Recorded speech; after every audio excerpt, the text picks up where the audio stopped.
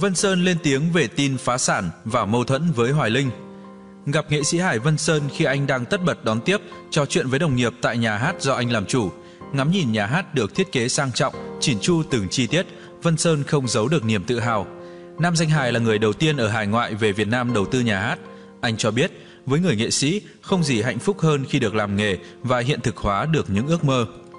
Trả lời câu hỏi sau 1 năm mở nhà hát ở Việt Nam, công việc kinh doanh nghệ thuật của anh thế nào, Vân Sơn trả lời: Tôi xác định nhà hát The V Show không chỉ tổ chức các chương trình ca nhạc phục vụ khán giả trong nước mà cả khán giả nước ngoài. Tôi nhận thấy các du khách khi đến Việt Nam có ít chương trình nghệ thuật để thưởng thức. Vì thế tôi liên kết với các công ty du lịch trong nước tổ chức các chương trình giải trí phục vụ du khách nước ngoài. Hiện nhà hát mới mở cửa 2 ngày cuối tuần, nhưng sắp tới tôi hy vọng sẽ hoạt động liên tục trong tuần. Câu hỏi tiếp theo được dành cho Vân Sơn. Các trung tâm giải trí ở hải ngoại đang gặp nhiều xáo trộn, khủng hoảng vì ảnh hưởng kinh tế, băng đĩa lậu. Phải chăng vì thế anh trở về Việt Nam? Vân Sơn trả lời: Làm kinh doanh mỗi giai đoạn sẽ phải đối diện với những khó khăn khác nhau. Không thể phủ nhận là sự phát triển của công nghệ, Internet, tình trạng băng đĩa lậu nên các trung tâm ca nhạc gặp khó khăn. Vân Sơn cũng đang tìm hướng để thay đổi. Tôi về Việt Nam đầu tư là nhìn thấy có phân khúc khán giả mà chưa có người phục vụ. Thời gian qua có thông tin anh gặp khó khăn về tài chính, thậm chí là phá sản. Anh nói gì về điều này? Tôi sống với tin đồn đã mấy chục năm rồi nên không bất ngờ. Quả thực, nếu tin đồn là sự thật tôi đâu còn ngồi ở đây. Các sự kiện vẫn diễn ra ở nhà hát, còn khó khăn thì đã kinh doanh, ai cũng có lúc phải đối diện. Lời đồn này cũng ảnh hưởng tới công việc của tôi, khiến không ít người đặt câu hỏi đó. Tuy nhiên, mọi chuyện sẽ qua khi họ làm việc cùng tôi. Không chỉ về nước kinh doanh, anh còn tham gia nhiều game show với vai trò giám khảo. Việc đi về giữa hai nước ảnh hưởng tới cuộc sống gia đình của anh như thế nào? Không ảnh hưởng gì đâu, vì tôi thường xuyên xa nhà nhiều năm qua. 2 con trai của tôi đã lớn, tự lập trong cuộc sống, bà xã cảm thông. Thời gian của tôi là đi đi về về giữa hai nơi. Vì vậy tôi không dám nhận nhiều chương trình, tôi chỉ nhận lời 1/3 các chương trình mình được mời. Nhiều Việt kiều về nước đã tan vỡ hôn nhân, anh lại là nghệ sĩ có nhiều fan, vợ anh có lo ngại điều đó. Chúng tôi đã bên nhau gần 30 năm rồi, tính cách tôi thế nào cô ấy hiểu rõ. Tôi nghĩ nếu mình có gì, chắc vợ không dám để đi xa thường xuyên vậy đâu. Tin tưởng nhưng không có nghĩa là không lo lắng. Thực tế có nhiều người từ nước ngoài về Việt Nam thì không lâu sau gia đình rạn vỡ vì sự xuất hiện của người thứ ba. Vì vậy, vợ tôi chỉ nhẹ nhàng chia sẻ những câu chuyện của người khác để mình rút kinh nghiệm. Là nghệ sĩ, được nhiều người biết tới, tôi không thể sống vô trách nhiệm với bản thân và gia đình.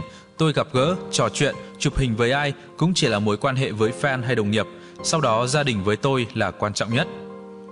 Anh và danh hài Hoài Linh từng là cặp đôi hài nổi tiếng ở hải ngoại. Anh còn là người dẫn dắt anh ấy vào nghề. Nhưng khi về nước, hai người vẫn chưa từng ngồi chung ghế nóng hay cùng tham gia các chương trình. Vì vậy trong giới showbiz vẫn râm ran tin hai anh có mâu thuẫn. Thực hư là thế nào? Tin đồn này tôi được nghe nhiều năm nay. Tôi và Hoài Linh vẫn là anh em bao năm qua, dù có tin đồn hay không. Tin đồn bắt đầu xuất hiện từ năm 1998 khi Linh về nước, không diễn ở trung tâm Vân Sơn. Dù không còn diễn chung, từ đó đến nay Linh vẫn gọi tôi là anh ba. Anh em không được gặp nhau thì vẫn trò chuyện qua điện thoại. Khi Hoài Linh hoàn thành nhà thờ tổ cũng gọi điện mời tôi tới dự.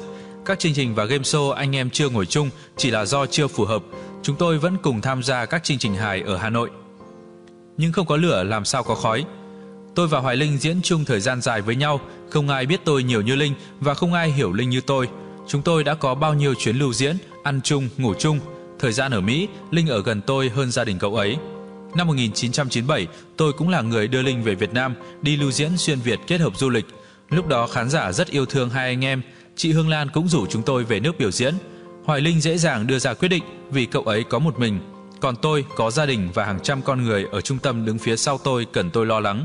Vì thế tôi không thể về hẳn Việt Nam như Hoài Linh.